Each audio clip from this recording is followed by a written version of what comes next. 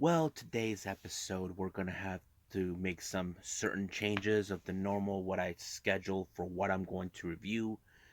The one thing that still remains that we'll be reviewing is AEW Dynamite. As you know, we have Rio taking on Jamie Hayter. John Silver will be taking on Daniel Bryanson, and many other things will be taking place.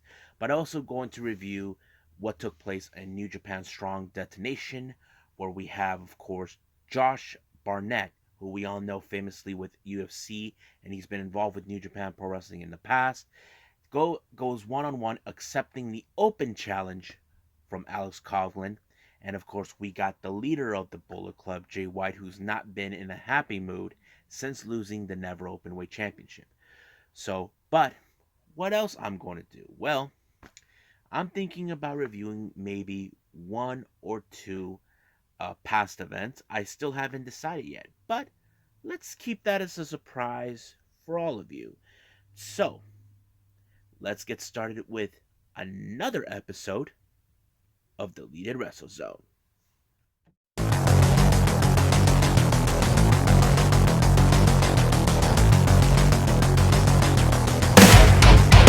Are you ready?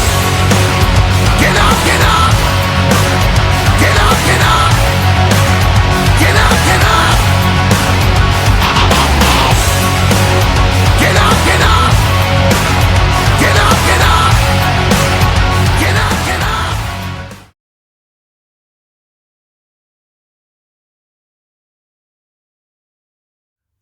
Welcome everybody to the Deleted Wrestle Zone, all things that it's pro wrestling with AEW, NXT, New Japan Pro Wrestling, Impact Wrestling, the National Wrestling Alliance, various promotions, wrestlers, matches, and championships. I am your host, Jay Rod here. So, let's get started with New Japan Strong since this took place this past Saturday, but it was pre-taped. Don't remember the date, but let's start with the first match. We had the Stray Dog Army, consistent of Bateman and Mysterioso, taking on the man of the hour, Leo Rush, and Adrian Quest. Now, there was a lot of good points that were made up in this match. Adrian Quest was sort of the genesis that started the Stray Dog Army. If you guys remember, uh, Agent Quest was teaming up with uh, Barrett Brown, who's also a member of the Stray Dog Army. Basically, he was on a losing streak. Every time he feels like he had the match won, someone stepped up to do it for him, and he took it personally. So basically, what better way to challenge the guy who started it all? And I think it shows a lot of character with him. And it was Adrian Quest who pinned Mysterioso in order to win the match. Like, he was the guy who started it, and now he ended it with this match. And I thought it was a pretty good darn match. Our next match is the Alex Coughlin Open Challenge. His challenger is none other than Josh Barnett. Now, this is a case of student versus teacher. Now, there were mentions that Josh Barnett actually trained Alex Coughlin. And I have to say, this match was very good. I think it showed how much has Alex Coughlin has grown, but he needs to be the most strongest individual.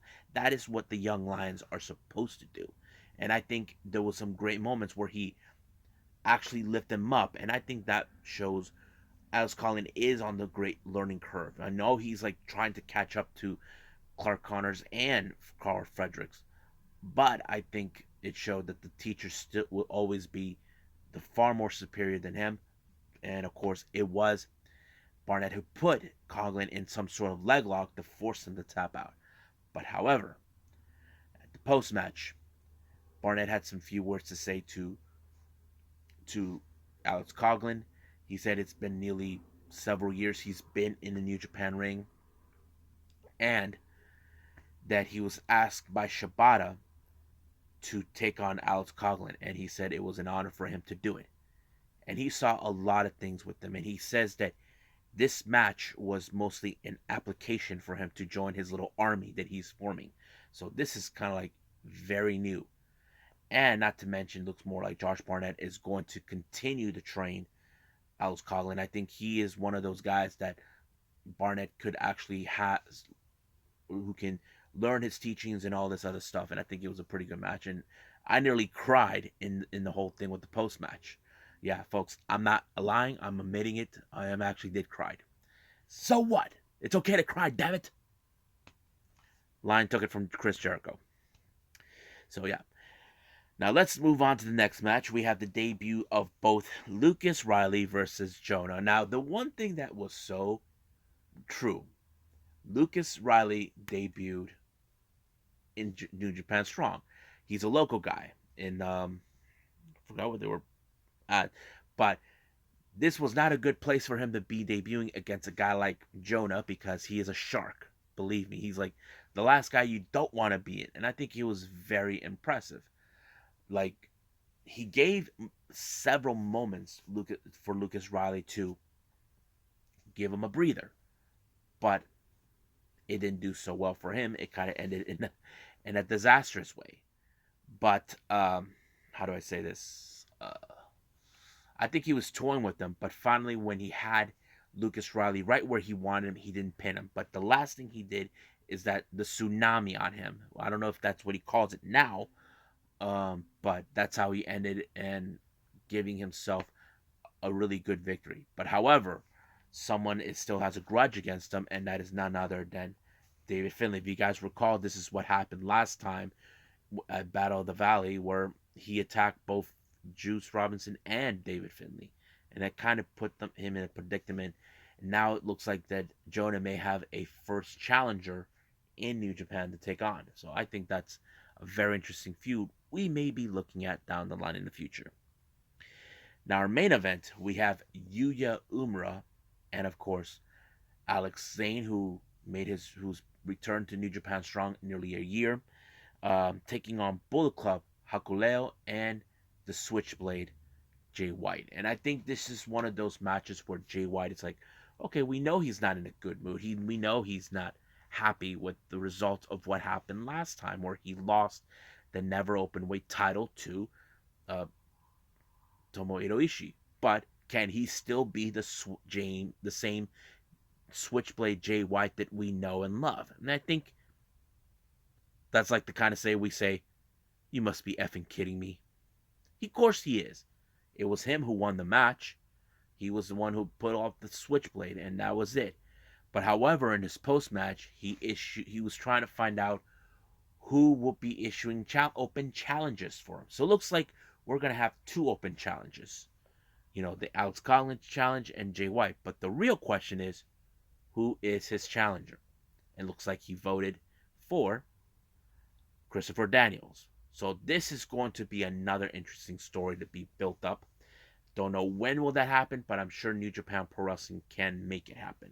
So we'll see when that day comes. I'm looking forward to see Jay White versus Christopher Daniels, but let's keep it rolling for all of you guys.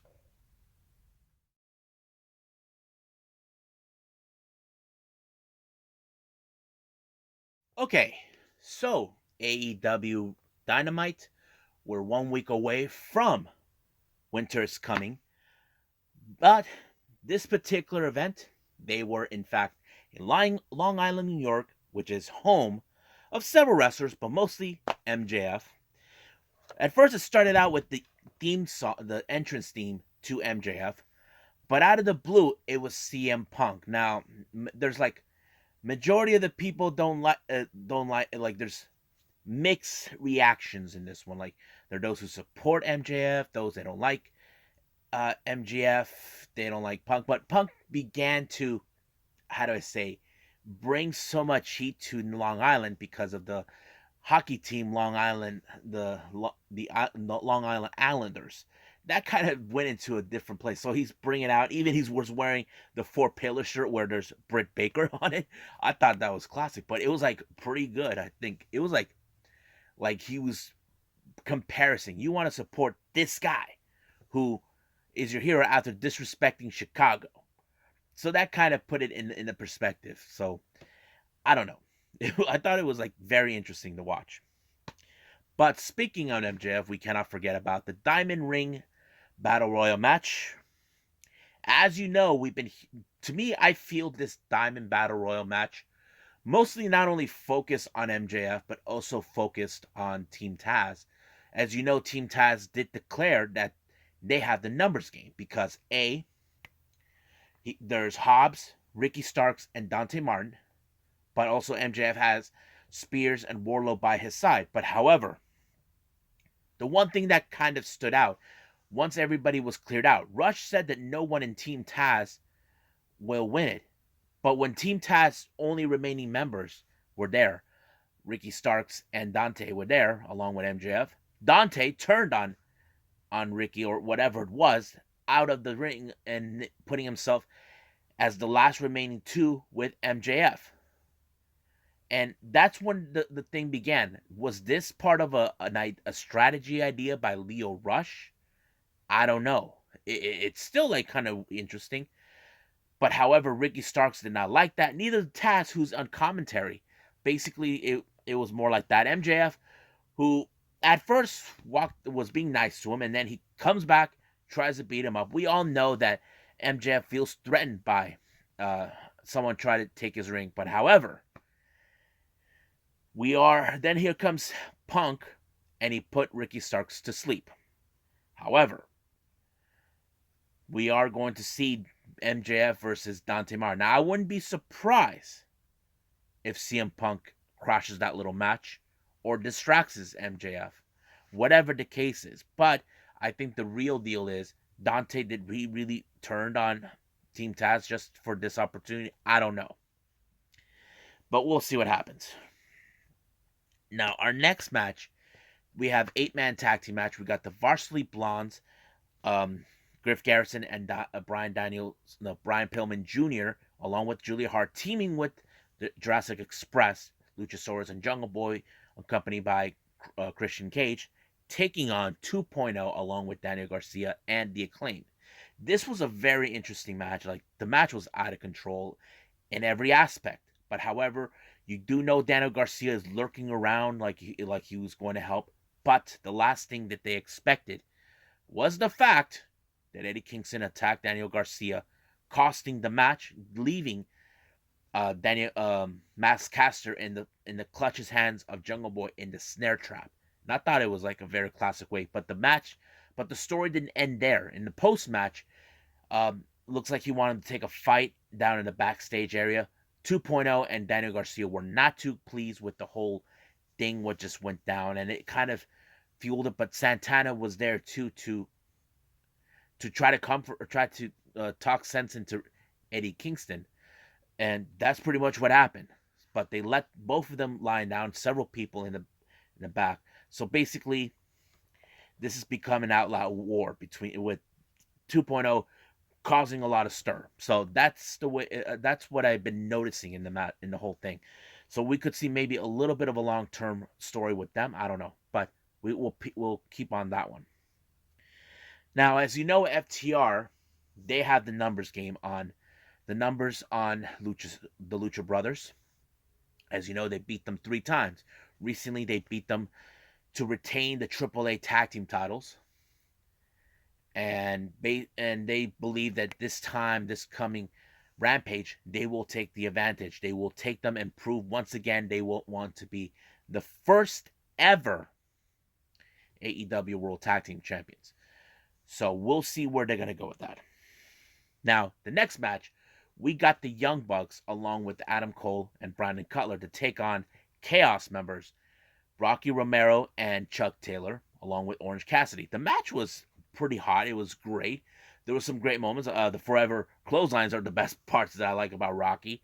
And I know Orange Cassidy tried to get himself involved, but it was to no avail. But apparently, Cutler did it again. He missed Matt Jackson when he cooled a coal spray on his eyes, but they were able to put Rocky out on the on the Meltzer driver, winning the match. However, they decided to put another beatdown on Rocky and Chuck, and of course, Wheeler Yuta shows up, tries to help, but it was no avail. Until they thought they had everything under control, we just saw the infamous minivan right there. Yes, guys, you know who that is. It's Sue. She showed up out of the blue along with Trent back after being in surgery with a brand new look.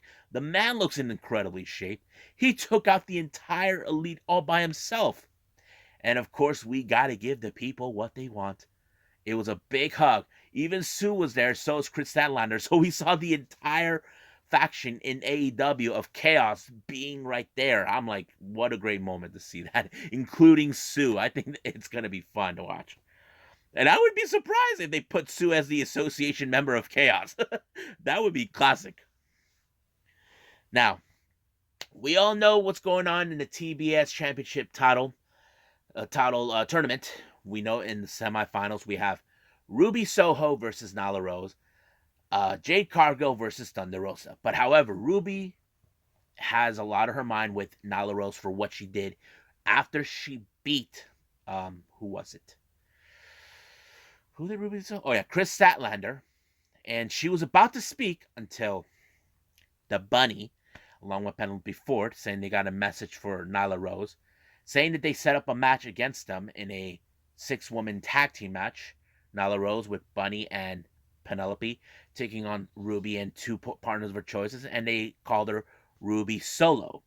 However, she was about to give them a beatdown until Nyla Rose shows up, thinking they had everything under control. But here comes Tay Conti and Anna Jay to even the score. Now, the reason those two showed up, they still had some unfinished business with the Bunny and Penelope Ford. Those girls have been at each other for who knows how long. But it's going to be an interesting 6-woman tag team match coming up. Now, as you know, Sammy Guevara has been a fighting champion. He's faced all comers, especially those who are not officially signed with AEW. But, however, it looks like his next challenger accepted a challenge. And it was the one person he fought on day 1 of AEW Dynamite, and that person was Cody Rhodes. So basically, Cody made that announcement, and he told him good luck. And he wasn't stabbing him in the back like he would have thought. But however, Men of the Year, who are guys who criticizes people saying that it's a load of crap, that what's going on. They're saying that, oh, this is a load of crap that Cody jumped ahead of the line. So they think that Sammy's a fraud, that he's no fighting champion because he refuses to face either member of the Men of the Year. But so they even indicated that Dan Lambert's coming back. Don't know when that will happen, but we'll see it. Now, our next match, it's Jamie Hayter along with Rebel and Britt Baker versus Rio. Now, this match was set because Rio is set to face Britt Baker, the challenge for the AEW Women's Championship. However, Jamie Hayter was sent by Britt Baker to soften her up to ensure she will not make it to the match. But this match was amazing. It kind of showed us the kind of personality Rio is. There's like moments where you think that Rio had it right there. No. But even when Jamie Hayter had her, when she thought she put her away once and for all, nothing happens. Like, she had that look in her face like, what do I need to do to put her away? Like, nothing phases her. And I think that kind of shows us, don't underestimate the underdog. But the real point is that commentators made in this particular match was true. Britt Baker has never beaten Rio before. She has beaten her. Rio has beaten her twice. But I think that becomes like the match we're saying, I'm haunted that I couldn't beat her. So the real question now remains, does Britt Baker has what it takes to beat her? Pin her down, because the last move she could put her in is the lockjaw. But however, Rio got her good with the double knee in her face, pinning her. But Britt Baker, in the post-match, decided to send her a message telling her that she will never beat her for the title. But don't ever say that, because if Rio beats her, she becomes the first time ever 2-time women's champion. That is something that could be an accomplished moment for Rio. And Britt Baker will be living in the moment where she will never beat Rio, no matter what she says. And I think that tells us the story. Can Britt Baker beat the one person that she couldn't beat 2 times in her career? That kind of tells us that story about it. And I'm kind of interesting how this one's going to go out. Now, great news coming up for AEW. They just announced the next pay-per-view, Revolution. And it's going to be on March 4th in Orlando. Now, there's still no matches yet has been announced, but we can try to guess the storylines being built from starting today all the way to now. So we'll see where they're going to go with that. Now, the Varsity Blondes, as you know, they have been on a roll as a tag team. They have 20 wins so far. Now, they're about to give the little speech until lights turned off. Out of the blue, Malachi Black shows up. And all of a sudden, he missed Julia Hart. Yeah, he spit the mist at her eyes. Now, some of you probably go, what the hell would what's going on? Why would he do that? Why would he go after the Varsity Blondes? There is a logical explanation. Now, I've been following this on Twitter. There's those that predict this could be the beginning of the House of Black, where his little faction that we were being hearing from for weeks or months, that Black wants to form it. And we know one person that could be in it, and I'm just speculating here for all of you, and I believe it could be Brody King, because as you guys know, Brody King was is in Ring of Honor, but soon he will be out of the job. And to me, I feel what better way for him to join Malachi Black in AEW, and I think he fits perfectly with House of Black. And I'm just speculating. I'm not saying it's a guarantee that's going to happen, but if Malachi Black can convince Tony Khan to bring him in and have this little faction thing, I'm cool with it, you know? So we'll just wait and see where they're going to go. Now, our main event is Bryan Danielson versus Johnny Hungy, John Silver. I thought it was a good match. I thought there was great moments in this, great spots. The part where he had him in that little submission leg lock or knee drop lock, whatever he had, I thought it was great. But however, the match was so good, and I thought, what an amazing moment. But however, once again, Danielson proved that he is the reign supreme, and no matter what, he has already proven that he went through almost every member of the Dark Order just to send a message to Hangman Page. But as soon as he was mentioned that in his little promo, he decided to continue more beating on Silver. But here comes Hangman. He had enough of this, and he knows he has to challenge him this coming Wednesday on Winter is Coming on Dynamite. And he said he's going to beat the cowboy shit out of him. I'm kind of excited to see this match. This is going to be something different, and I'm sure there's going to be a lot of speculations on this match. But right now, I say let's just wait. And I think I will throw you one more review for all of you guys. This was a past review by Ganbare Pro, and I think it's Taxi Driver. So let's do that right now.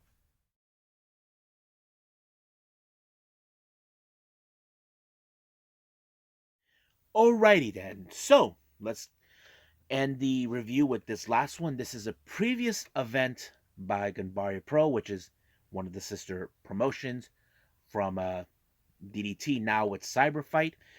This one is called Taxi Driver.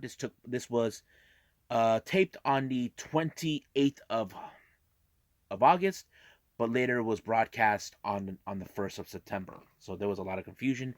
This was one of their smaller venues down in it. It had something to do with the Green Hall or something like that. But yeah, first match is a singles competition. We have Takahiro Katari taking on Shigehiro Iri. Now, Takahiro was basically the clown in this match. He's basically, if you guys seen what's her name, Koguma, she does thing with the bear like that. This guy's doing something like this. I don't know. He's trying to act like a fox or something. I'm not 100% sure, but I don't know what he was thinking. But knowing Shigehiro, he is a very tough guy. He doesn't play around. He's not here to play games. He's here to wrestle. And that's what he did. There was a moment he chased him right through the audience, but when he caught up to him, Shigehiro got him good. Even he cannonballed him very well and then pinned him. And I think this was a big disappointing for Takahiro. But as they're saying, quit playing games, just wrestle. And I think that's what Shigehiro trying to send him a message. You should not be playing games, but you lost in that fashion.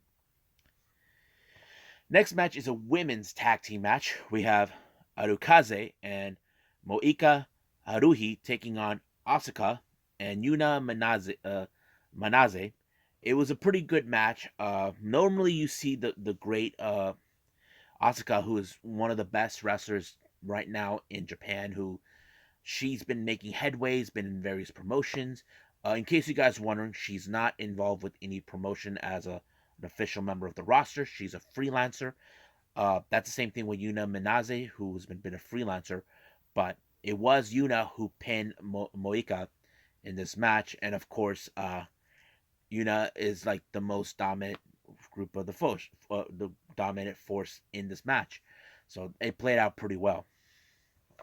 Next match is a tag team match. We got Shinichiro Tominaga and of course the Silent Assassin Hagane Shinoi taking on Yasu Manase and of course Shota. This was a very good match. I think it showed how both Hagane and Shinichiro are getting along great. I think I've seen many partners that Hagane has teamed up, but however, in this particular match, it was Shinichiro who actually pinned Shota. Now Shota, he had a title. I just don't know which one was it. It appears that he wants a shot of that title, and Shota, for whatever reason, I'm assuming he accepted it. Don't know if that has any, if that title is completely part of I don't know which promotion that title was in, but looks like Shota might have accepted the challenge. Next match, this was a very unusual match. We have Shu Sakurai and Shuichiro Katsumoro taking on Saya Morohashi and Ken Oka, who is the founder of Ganbare Pro. Uh, it appears that they started out real quick. They just decided not to wait any longer. But there are moments where both Ken and Seiya, they don't get along very great. It's like they have some sort of problems, and I think the matchmaker should have seen this one coming. But they were able. But it was Seiya, no, Ken Oka who actually picked up the victory. But of course, some issues were not resolved between these two, and I think even the opponent team tried to separate them. I think that kind of felt kind of funny that you guys got yourselves in the middle of a feud between these two, but it is what it is. And the main event is a 6-man tag team match. We have Reka, Koike Iwasaki, and Kosuke Ishii taking on Nobuhiro Shimatani, Yumehito Inamari, and of course Pro Wrestling Zero's founder and former New Japan Pro Wrestling star Shinjiro Otani. This was a very good match. I think it showed. Some of you saying, wait a minute, is the guy from Pro Wrestling Zeros and why is he involved? Well, he wrestles as a freelancer too, but he runs Pro Wrestling Zero, and there's nothing wrong with that. But it was a good match, but it was what's his name?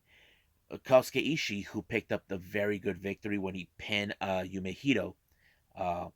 Pretty much showing his dominance, his popularity. That's how it plays out, and don't know what they're saying in the promos. I kind of okay, they won, it's over.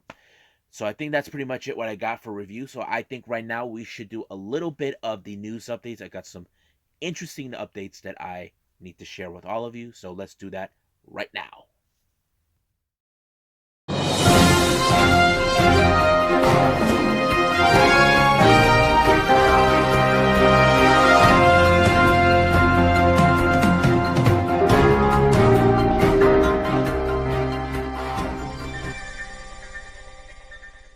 Okay, so here are some of the news updates. Good news for all wrestling fans, especially the old school WWE fans, like from time of WWF. Hacksaw Jim Duggan is now cancer free. Yes, folks, he's cancer free. I'm happy that he is better. I know some of you are saying, what if he relapses? We don't jinx it for everyone, please. We don't know that. Hopefully he's healthier. I'm happy that he's cancer free. All we can do is say, good job for taking care of yourself. I think it's great news for the wrestling world. Now, in other news, GCW has announced that wrestling legend and, of course, NWO and wherever faction he's ever been, Kevin Nash will make his GCW debut. Yes, folks, you heard me right. Kevin Nash will be making his GCW debut. Some of you are probably going in the back of your heads, what? Yes, it was announced on their Twitter page. He'll be making his debut next month in January for the Most Notorious in Detroit. Now, no official date has been announced, or it's still unclear what's his role. Is he just going to make an appearance? Will he be doing autograph signing? I don't know.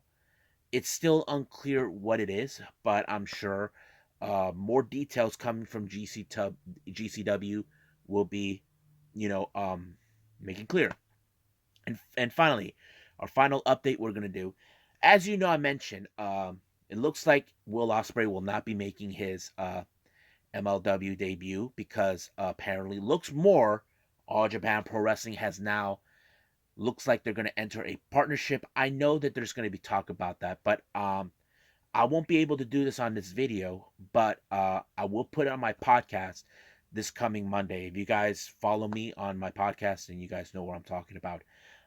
It appears that All Japan Pro Wrestling are sending two of their newest heavyweights, and that is the Saito brothers, Jun and Ri. They will be making their debut with MLW on the 21st of January, which is in 2022, for their Blood and Thunder event in Dallas, Texas. Now, this, you probably asked me, have I ever seen these guys? I have seen these guys wrestle in All Japan. I've seen they put some of their, if you guys seen them, you may find it on their Watch Pro Wrestling events, like their previous ones. I've seen them wrestle. They're, to me, they're like more like the young boys in this matter, but they're really good team. Even they wrestle individually, which is similar to the Lucha Brothers. But I think that's going to be interesting to see them appear in this pay per view. And I know there's going to be a lot of questions about All Japan and MLW's partnership. Well, I hope you guys enjoyed this episode. I apologize because from the previous video where I mentioned what I was going to review, things didn't go exactly my way. But the reason I plan these things is because right now, those who do know or don't know, I work security. That's my day job. And there are days I have to wake up early in the morning to go to work. And sometimes I have to balance out what I'm going to do. But if there's too much, I'll try to do the best I can. But it is what it is. Hopefully tomorrow, the next event, the next episode, things won't be that heavy. Uh, I did not see the latest New Japan show with the Best of the Super Juniors. Hopefully they'll upload that in the Watch Pro Wrestling live. I'm unable to see it on the New Japan on demand. For some odd reason, some things have been going up with it. Not technical issues, but mostly finance. Um, I'm not going to get into that. But for now, I am going to mention what's going to be for the next episode. Uh, there will be NXT UK and Impact Wrestling. If somehow Watch Pro Wrestling did upload the next New Japan events, I will watch those. But if I'm unable, I'll try to substitute those for other past events that I haven't seen yet. So we'll see how that goes. I'm kind of, going as along, for everyone. And I've still got a lot to catch up with other promotions that I haven't missed. And hopefully I catch up with everything. But for now, I'll see you guys in the next DWZ time. Same DWZ channel. I must bid all of you adieu. So, goodbye. Mwah. And have a nice day. Bang!